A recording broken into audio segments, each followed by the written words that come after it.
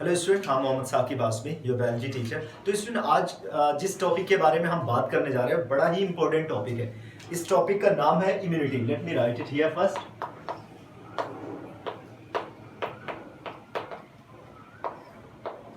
Immunity. तो immunity के बारे में आजकल बहुत सारे चर्चाएं चल रही है। लोग इम्यूनिटी को समझने की कोशिश कर रहे हैं, लोग समझने की कोशिश कर रहे हैं इम्यून सिस्टम को। लोग ये समझना चाहते हैं कि क्यों इम्यून सिस्टम हमारी जो इम्यूनिटी वीक होती है, क्यों ये स्ट्रांग होती है, क्या किन चीज़ों का यूज़ करने से ये वीक और स्ट्रांग होगी। तो मतलब किस तरह से स्ट्रांग होगी। तो कोई गिलोय का जूस पी रहा है, तो कोई बाबा जी के बताए हुए नुस्खे से बनी हुई दवाइयों का इस्तेमाल कर रहा है ना। तो बहुत सारे तरीके हैं, कोई और बहुत सारी चर्चाएं इस पे चल रही है। तो आज हम इस टॉपिक पे डिस्कस करेंगे इम्यूनिटी पे, और हर चीज़ को एक एक करके एक्सप्लेन करेंगे। तो देखो जनरली होता क्या है ना, जैसे अभी मैं प्रेजेंट टाइम पे सांस ले रहा हूँ, इसका मतलब ये कि मेरे अंदर एयर जा रही है, मेरे बॉडी के अंदर ब्रीदिंग के टाइम पे एयर अंदर जा रही है।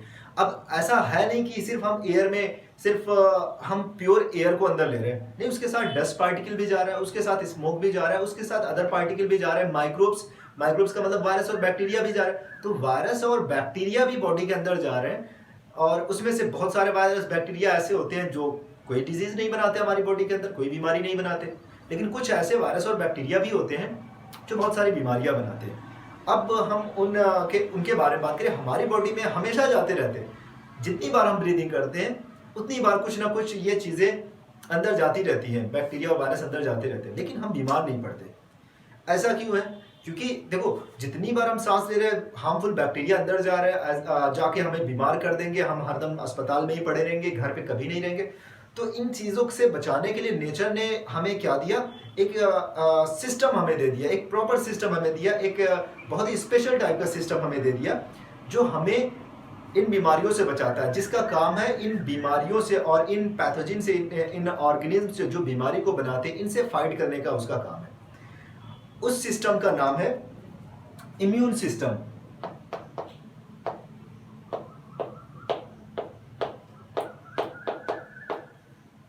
इम्यून सिस्टम, तो ये भी समझ लें कि इम्यून सिस्टम क्या है। तो हमारी बॉडी में ये सेल और टिश्यू से बना हुआ जो सिस्टम होता है, जो बीमारियों से फाइट करता है, means the group of cell and tissue and which involve in protection of our body from the disease is called immune system. तो वो जो बीमारियों से लड़ने वाला जो सिस्टम हमारी बॉडी के अंदर जो नेचर ने दिया है, उसका नाम इम्यून सिस्टम है। तो इम्यून सिस्टम के बारे में आई होप ये समझ में आ गया होगा इम्यून सिस्टम, कि इम्यून सिस्टम क्या है। और देखो, कभी कभी कुछ लोग आसानी से रिकवर हो जाते हैं, कोई बीमारी बहुत जल्दी रिकवर हो जाती है, या फिर उनको बीमारियां कम होती हैं। कुछ लोग होते हैं उनको बीमारियां ज़्यादा होती है। तो जिनको बीमारियां ज़्यादा होती है तो आप कहते होंगे उनका इम्यून सिस्टम वीक है, और कुछ लोगों को कम होती है तो उनको कहते होंगे उनका भी इम्यून सिस्टम स्ट्रॉन्ग है। तो हर सबके इम्यून सिस्टम की अलग अलग एबिलिटी होती है। सबके जब सबका जो इम्यून सिस्टम होता है, किसी का इम्यून सिस्टम बहुत फास्ट रिस्पॉन्स करता है, किसी का स्लो रिस्पॉन्स करता है। जिसका फास्ट रिस्पॉन्स करता है, मतलब जिसकी एबिलिटी ज़्यादा होती है, हम कहते हैं कि स्ट्रॉन्ग इम्यून सिस्टम। जिसकी कम होती है, बैक्टीरिया और वायरस को किल करने की एबिलिटी, उनको हम कहते हैं वीक इम्यून सिस्टम। तो एबिलिटी को ही इम्यून सिस्टम जो है, किसी डिजीज बनाने वाले माइक्रो ऑर्गेनिज्म, चाहे वायरस हो या बैक्टीरिया, को किल करने की जो एबिलिटी होती है किसी इम्यून सिस्टम की, उसी को हम इम्यूनिटी बोलते हैं। तो immunity is nothing but the ability, overall ability of immune system. Okay, तो आपको इम्यून सिस्टम एंड इम्यूनिटी दोनों चीजें समझ में आ गई। अब हम बात करते हैं टाइप्स ऑफ इम्यूनिटी के बारे में, या जो इम्यूनिटी होती है वो कितने टाइप की होती है। देखो, दो टाइप की इम्यूनिटी हमें पढ़नी है। तो एक तो आपकी हो जाएगी, पहले यहां पे मैं लिख देता हूं, टाइप्स ऑफ इम्यूनिटी। तो ये दो टाइप की हो गई। एक तो हो जाएगी आपकी इनेट इम्यूनिटी, इनेट, और सेकंड हो जाएगी आपकी एक्वायर्ड इम्यूनिटी। तो आपको दो इम्यूनिटी के बारे में पढ़ना है, innate immunity and acquired immunity. ये इनेट इम्यूनिटी, ये कौन सी इम्यूनिटी है? वो इम्यूनिटी जो आपको बाय बर्थ मिल रही है, जो आपको बाय बर्थ इम्यूनिटी मिलती है, उसको हम इनेट इम्यूनिटी बोलते हैं। और ऐसी इम्यूनिटी जो मतलब जो पैदा होने के साथ साथ आपको इम्यूनिटी मिली, वो आपकी इनेट इम्यूनिटी हो गई। और वो इम्यूनिटी जो आप पैदा होने के बाद मरने तक कुछ ना कुछ आपकी बॉडी ऐसे केमिकल्स बनाती रहती है, ऐसी चीज़ें बनाती रहती है जो बीमारियों से फाइट करने में हेल्प करते हैं। तो उस टाइप की इम्यूनिटी को हम क्या बोलते हैं? Acquired immunity. और एक्वायर्ड इम्यूनिटी जो होता है ये आपको लाइफ टाइम में मिलता है, ठीक है ना। पैदा होने के टाइम ऐसा कोई खास आपके पास एक्वायर्ड इम्यूनिटी होती नहीं है। तो पहले हम बात कर लेते हैं इनेट इम्यूनिटी क्या होता है, फिर एक्वायर्ड इम्यूनिटी। इम्यूनिटी क्या है? वही आपकी इम्यून सिस्टम की बैक्टीरिया, वायरस और फंजाई जैसे माइक्रो ऑर्गेनिज्म से लड़ने की जो एबिलिटी होती है उसी को हम इम्यूनिटी बोलते हैं। अब इनेट इम्यूनिटी क्या है? By birth believe immunity. और साथ ही साथ ये होती है नॉन स्पेसिफिक, मतलब ये किसी स्पेशल डिजीज से फाइट करने के लिए नहीं होती। नॉन स्पेसिफिक, किसी स्पेशल डिजीज से ये फाइट करने में इनका कोई रोल नहीं होता। ये बहुत सारी हजारों बीमारियों को हमारी बॉडी से मतलब हमारी बॉडी को हजारों बीमारियों से बचाती है। अब अगर हम बात करें तो इनेट इम्यूनिटी भी डिफरेंट टाइप की होती है। पहली चीज इसके बारे में, ये बाय बर्थ होती है। दूसरी, ये नॉन स्पेसिफिक होती है। अब ये कितने टाइप की होती है? आपकी जो एनसीईआरटी है उसमें 4 टाइप की दिया हुआ है, आप उसको आराम से देखिएगा, समझ में आ जाएगा। मैं यहाँ पे चारों पॉइंट को ऐसे लिख दे रहा हूँ। पहला तो आपका होगा मतलब बैरियर। बैरियर का मतलब है ना कि जैसे हमारी बॉडी के अंदर कोई ये वायरस और बैक्टीरिया, फंजाई, जो भी माइक्रो ऑर्गेनिज्म है बीमारी बनाने वाले, ये हमारी बॉडी के अंदर इंटर करने की पूरी कोशिश कर रहे हैं। लेकिन होता क्या है ना कि हमारी जो बॉडी ने कुछ बैरियर बना के रखे हुए। जब कौन से बैरियर? ये जो पहले एक छोटा सा बच्चा है जब दुनिया में आया तो उसके पास कोई एंटीबॉडी नहीं है, कुछ नहीं है, लेकिन उसके पास क्या है? इनेट इम्यूनिटी है। इनेट इम्यूनिटी मतलब जैसे स्किन हो गई हमारी। तो अब कोई बैक्टीरिया डायरेक्ट आपके अंदर जाके इन्फेक्शन तो कर नहीं सकता, उसको किसको पेनिट्रेट करना पड़ेगा? हमारी स्किन को पेनिट्रेट करना पड़ेगा। तो एक बैरियर बना हुआ है आपको बीमारियों से बचने के लिए। उस बच्चे के पास नेचर ने पहले से ही क्या बना कि आप एकदम वैसे ही नहीं जाएंगे, बिना इम्यूनिटी के नहीं जाएंगे। कम से कम आपको तो इनेट इम्यूनिटी लेके जानी है जो आपको काफी हद तक बचाएगी, जो आपको बहुत सारी बीमारियों से बचाएगी। तो इनेट इम्यूनिटी बड़ी इंपॉर्टेंट टाइप की इम्यूनिटी है। अब उसने एक बैरियर बना दिया हुआ, पूरी बॉडी में ढेर सारे बैरियर बना के रखे हुए, जिससे ना तो बैक्टीरिया अंदर जा पा रहा है, ना तो वायरस अंदर जा पा रहे हैं, ना फंजाई अंदर जा पा रहे हैं। तो ये बहुत सारी बीमारियों में, तो उसमें उसके बैरियर जो है ना, इनेट इम्यूनिटी के जो बैरियर है वो 4 टाइप के बैरियर है। पहला तो फिजिकल बैरियर है, दूसरा फिजियोलॉजिकल बैरियर है,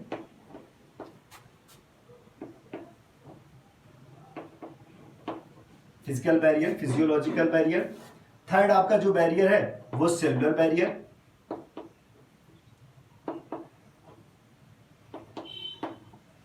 नंबर 4 आपका जो बैरियर है वो साइटोकाइन्स बैरियर।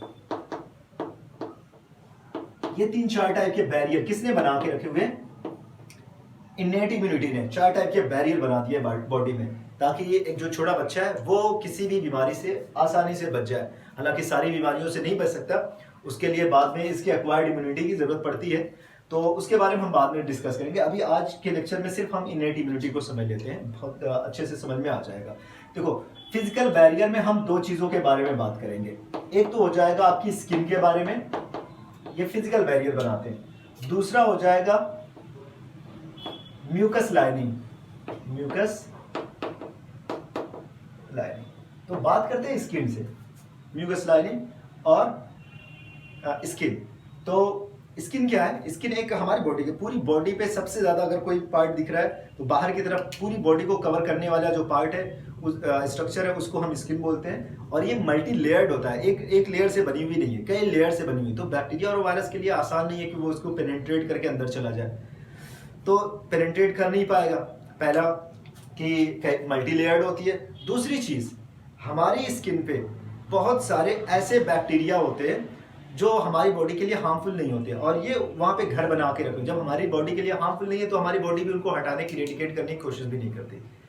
अब जो हार्मफुल बैक्टीरिया जब वो आके हमारी स्किन में बैठते हैं तो उनको जगह चाहिए, स्पेस चाहिए। किस चीज़ के लिए? हमारी स्किन पे बैठने के लिए, ग्रो करने के लिए, इन्फेक्ट करने के लिए हमें स्पेस चाहिए। लेकिन वहाँ पे पहले से ही बैक्टीरिया बैठे हुए, तो जो पहले से बैक्टीरिया है वो हमारे लिए तो नुकसानदायक नहीं है, बट उनके लिए हार्मफुल हो सकते हैं, क्योंकि हम हमसे उनको प्रॉब्लम नहीं है, हम उनके लिए कोई प्रॉब्लम क्रिएट नहीं कर रहे, बट वो जो बैक्टीरिया आके हमारे हाथों पे बैठ गया है उनके लिए ये प्रॉब्लम क्रिएट करेंगे। क्या करेंगे कि ये उनसे फाइट करेंगे और उनको किल कर देंगे। तो एक तो स्किन का हो गया, दूसरा म्यूकस लाइनिंग के बारे में बात करते हैं। म्यूकस के बारे में आपने पढ़ा होगा, mucus is lubricant type of substance जो हमारी बॉडी के एपिथेलियम वाले हिस्से में, लगभग बॉडी के अंदर बहुत सारे ट्रैक में ये पाए जाते हैं। फॉर एग्जांपल ये कहाँ कहाँ पे देखे जाते हैं, जैसे आपका रेस्पिरेटरी ट्रैक्ट हो गया, रेस्पिरेटरी ट्रैक्ट, आपका गैस्ट्रो इंटेस्टाइनल ट्रैक्ट हो गया, और कौन सा ट्रैक्ट हो गया, यूरोजेनाइटल ट्रैक्ट हो गया। तो बहुत सारे हमारी बॉडी के अंदर ट्रैक्ट पाए जाते हैं, वहां पे ये पाए जाते हैं। और कोई चीज जैसे हमारी नोज ही है, ठीक है ना, नोज के अंदर ये नजल कैविटी है, रेस्पिरेटरी ट्रैक्ट के बारे में बात हो रही है, नजल कैविटी है, उनके अंदर म्यूकस एपिथेलियम जो है वो क्या कर रही है, क्या सिक्रीट कर रही है, जैसे लाइनिंग जो है, अंदर की लाइनिंग जो है एपिथेलियम की लाइनिंग, वहां पे म्यूकोजल सेल्स होती हैं। अब वो सेल्स क्या सिक्रीट करती हैं, म्यूकस को सिक्रीट करती है, और अगर कोई बैक्टीरिया और वायरस हमारी बॉडी के अंदर इंटर करना चाहता है तो फिर इस म्यूकस के साथ वो चिपक जाता है। ये एक स्टिकी स्ट्रक्चर होता है, ठीक है ना, उनके साथ चिपक जाता है और अंदर जा नहीं पाता। तो दूसरा जो प्रोटेक्शन है वो हमारा म्यूकस लाइनिंग पूरा कर रहा है फिजिकल बैरियर में। अब हम बात करते हैं फिजियोलॉजिकल बैरियर के बारे में। अब फिजियोलॉजिकल बैरियर क्या है, देखो आपने सलाइवा देखा होगा जो आपकी लार होती है, दूसरी चीज आपकी क्या है, आपने टीयर्स देखा होगा, है ना, और उसके बाद आप अगर देखें स्टमक में कुछ एसिड पाए जाते हैं, उनके बारे में देखो। सलाइवा में भी लाइसोजाइम पाए जाते हैं, टीयर्स में भी लाइसोजाइम पाए जाते हैं जो बैक्टीरिया को किल करने का काम करते हैं, और स्टमक में बड़े ही स्ट्रॉन्ग एसिड होते हैं HCl जैसे, वो क्या करते हैं, बैक्टीरिया को किल करने का काम करते हैं। आपने फूड को लिया तो जो सलाइवा होता है वो हमेशा हमारे माउथ में बनता रहता है, और बहुत सारे हमारे माउथ में ऐसे बैक्टीरिया होते हैं जो हमारे दांत को खराब कर सकते हैं, हमारे दांत को खराब कर सकते हैं, हमारे ऊपर वाले जो पैलेट्स होते हैं उनको डिस्ट्रॉय कर सकते हैं, बहुत सारी चीजों को। लेकिन सलाइवा के अंदर होता है एक लाइसोजाइम नाम का, लाइसोजाइम प्रेजेंट होता है केमिकल। अब ये किसको किल करता है, उन बैक्टीरिया को किल करता है। इसी तरह से जब हमारी आंखों में कुछ चला जाता है तो हमारी आंखों से टीयर्स आने लगते हैं, आंसू आने लगते हैं। क्यों, क्योंकि मतलब वो वहां पे इन्फेक्शन होने के चांस है, तो इसीलिए वहां पे टीयर्स में भी क्या प्रेजेंट होता है, लाइसोजाइम, और ये भी हमारी बॉडी को मतलब हमारी उस पार्ट को प्रोटेक्ट करता है, क्योंकि इन्फेक्शन वहां पे हो जाएगा तो फिर प्रॉब्लम हो जाएगी। तो दो चीजें, जहां पे दो चीजों में लाइसोजाइम पाया जाता है, और हमारे उन पार्ट्स को स्पेशली सलाइवा जैसे माउथ और आइज को हमारे प्रोटेक्ट करता है और बीमारियों को बॉडी के अंदर इंटर होने से बचाता है। लेकिन अगर आप मान लेते हैं फूड सलाइवा से बच गया, उसके बाद कहाँ पे आ गया, वो इसोफेगस से होता हुआ हमारे स्टमक में पहुंच गया। अब स्टमक में प्रेजेंट है आपका बड़ा ही स्ट्रॉन्ग एसिड जिसको हम क्या लिखते हैं, HCl। अब HCl क्या करेगा, HCl उन सारे बैक्टीरिया और वायरस को किल कर देगा, बैक्टीरिया एंड वायरस को किल कर देगा, ठीक है। तो ये सारी चीजें पहले से ही मतलब बाय बर्थ आपको मिले, हम उनके बारे में बात कर रहे हैं। तो यहां तक कि आप, आई होप कि आपको समझ में आ गया होगा। चलिए अब हम बात करते हैं सेलुलर बैरियर के बारे में। देखो सेलुलर बैरियर आखिर क्या है, सेलुलर बैरियर का मतलब कुछ ऐसी सेल होती है जो बैरियर का काम करती है हमारी बॉडी के अंदर। मान लेते हैं किसी भी तरीके से उन्होंने हर चीज को, बैक्टीरिया वायरस हर चीज को, बैक्टीरिया स्पेशली हर चीज को क्रॉस करते हुए हमारी बॉडी के अंदर आ गए। अब उनसे बचाएगा कौन, उस छोटे से बच्चे को बचाएगा कौन, अभी उसने कोई वैक्सीनेशन भी नहीं कराया, कोई भी वैक्सीन उसको नहीं लगी है ना, अब कौन बचाएगा, तो अब बचाने का काम किसका होगा, कुछ सेल्स का होता है, स्पेशली कौन सी सेल, WBCs। इन WBCs में 2-3 होती हैं, जैसे हम बात करें PMNL होती है, आपकी मोनोसाइट्स होती हैं,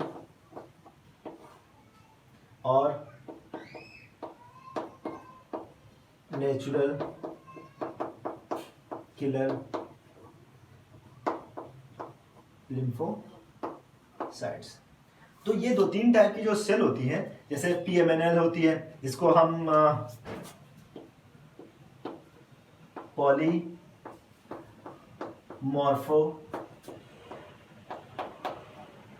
न्यूक्लियर ल्यूकोसाइट्स भी बोलते हैं, और इनको न्यूट्रोफिल्स भी कहा जाता है। तो ये neutrophils, monocytes, natural killer lymphocytes, ये 3 टाइप की सेल जो बाय बर्थ मिली होती है बच्चे को मिली होती है। अब ये क्या करेंगी, बॉडी के अंदर आ गई जो भी मतलब कि बैक्टीरिया आ गए हैं, उनसे ये फाइट करेंगी और उनको किल कर देंगी। देखो जैसे लगभग 10 से 20 के आसपास एक जो आपका न्यूट्रोफिल्स होता है, एक न्यूट्रोफिल्स या पॉलीमॉर्फो न्यूक्लियर ल्यूकोसाइट्स होता है, वो 10 to 20 बैक्टीरिया को किल कर देगा और उसके बाद खुद डिस्ट्रॉय हो जाते हैं। उसी तरह से मोनोसाइट भी लगभग 80 to 100, ये ज़्यादा स्ट्रॉन्ग होता है, 100 बैक्टीरिया को किल करते हैं या फिर उनको खाते हैं, क्योंकि ये उनको खाने का काम करेंगे। ये भी फैगोसाइटोसिस करते हैं, ये भी फैगोसाइटोसिस करते हैं, मतलब उनको इनगल्फ कर लेते हैं, उनको खा जाते हैं।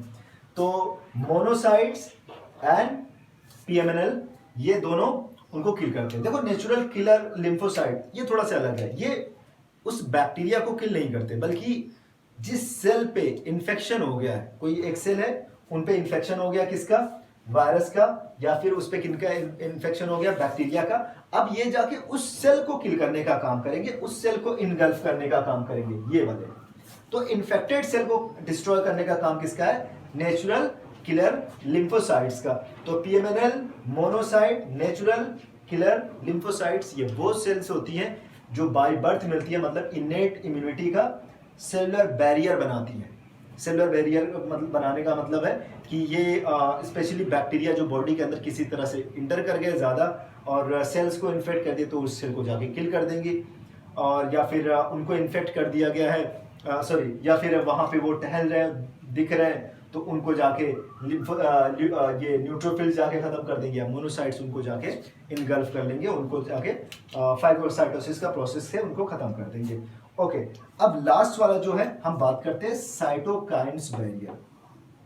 एनसीईआरटी में बड़ा शॉर्ट में दिया हुआ है, उसने ज़्यादा कुछ एक्सप्लेन ही नहीं किया, बहुत शॉर्ट में उसने दे दिया। उसने बस ये बताया कि एक केमिकल होता है इंटरफेरॉन जो निकलता है, जो इन्फेक्टेड सेल होती है उससे निकलता है और बाकी सेल को इन्फॉर्म करता है कि अपने आप को बचाने की कोशिश करें।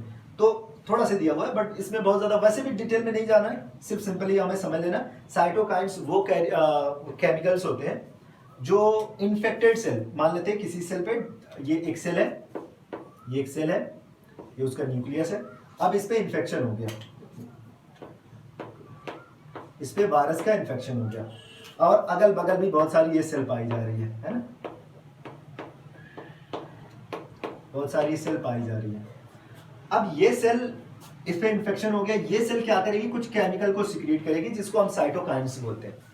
उन केमिकल्स को क्या बोलते हैं, साइटोकाइन्स। ढेर सारा केमिकल सिक्रीट करेगी और अगल बगल जितनी भी ढेर सारी सेल है, ढेर सारी सेल रहती है, सारी सेल को ये इन्फॉर्म कर देती है कि देखो हमें इन्फेक्शन हो गया, आप लोग भी ऐसे केमिकल बनाना शुरू करिए जिनसे अपने आप को आप बचा सके, ठीक है ना।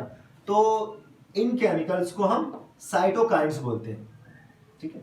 तो ये केमिकल क्या बनाता है, साइटोकाइन्स बैरियर बनाते हैं। तो मरती हुई सेल मतलब इन्फेक्टेड सेल जो है वो इनको इन्फॉर्म कर देती है। अब होता क्या है कि जैसे अब मोनोसाइट्स है, इसी तरह से लिम्फोसाइट है, लिम्फोकाइन सिक्रीट करती है, उनके केमिकल को लिम्फोकाइन कहते हैं। मोनोसाइट है, इनके केमिकल को मोनोकाइन कहते हैं। उसी तरह से उसमें से एक केमिकल जो आपकी एनसीईआरटी में मेंशन कर रखा है उसको कहते हैं इंटरफेरॉन। तो इंटरफेरॉन क्या है, इंटरफेरॉन एक ऐसा केमिकल होता है जो इन्फेक्टेड सेल से सिक्रीट होता है और अगल बगल की सारी सेल को इन्फॉर्म कर देता है कि हमें इन्फेक्शन हो गया है, इस सेल को इन्फेक्शन हो गया है, आप लोग अपने आप को पहले से तैयार हो जाए, आप लोग अपनी एंटीबॉडी और बाकी सारी चीजें बना लें। तो ये सारी चीजें जो मैंने बताया हुआ है ये आपकी इनेट इम्यूनिटी। तो आई होप कि आपको ये सारी चीजें समझ में आ गई होंगी। ये मैंने आपको इम्यून सिस्टम के बारे में बताया, इम्यूनिटी के बारे में बताया, टाइप्स ऑफ इम्यूनिटी, दो टाइप की होती है, innate immunity and acquired immunity. तो आज हमने इनेट इम्यूनिटी को पढ़ा, इंशाल्लाह हम कल एक्वायर्ड इम्यूनिटी को देख के अपने इस लेक्चर को, इम्यूनिटी वाले लेक्चर को कंप्लीट करते हैं। इसमें कोई कंफ्यूजन है तो आप ज़रूर मुझको बताइएगा। सारी चीज़ें समझ में आ गई। फिजिकल बैरियर क्या होता है, physiological barrier, cellular barrier and cytokine barrier, एक एक चीज़ को मैंने अच्छे से एक्सप्लेन किया हुआ है। आप लोग इस लेक्चर को अच्छे से देखिए, पूरा देखिए। चीज़ों को मैं बहुत ज़्यादा लेंदी करना नहीं चाहता, तो इसीलिए चीज़ों को कम टाइम में इसे कंप्लीट करने की कोशिश की जाती है और सारी चीज़ों को उतनी ही चीज़ें एक्सप्लेन की जाती है। थोड़ा बहुत कभी ज़रूरत पड़े तो बियॉन्ड द एनसीईआरटी जाके चीज़ों को एक्सप्लेन कर दिया गया। अदरवाइज सारी चीज़ें एनसीईआरटी की होती है और एनसीईआरटी को जब मेरे लेक्चर को देखने के बाद पढ़ेंगे तो एनसीईआरटी बहुत अच्छी समझ में आएगी। तो हार्ड वर्क करते रहें, इंशाल्लाह कामयाब होंगे। और चैनल को सब्सक्राइब ज़रूर कर दें अगर आपने नहीं किया हुआ है। वीडियो को, अगर वीडियो पसंद आए तो उसको लाइक भी करें। Thank you so much.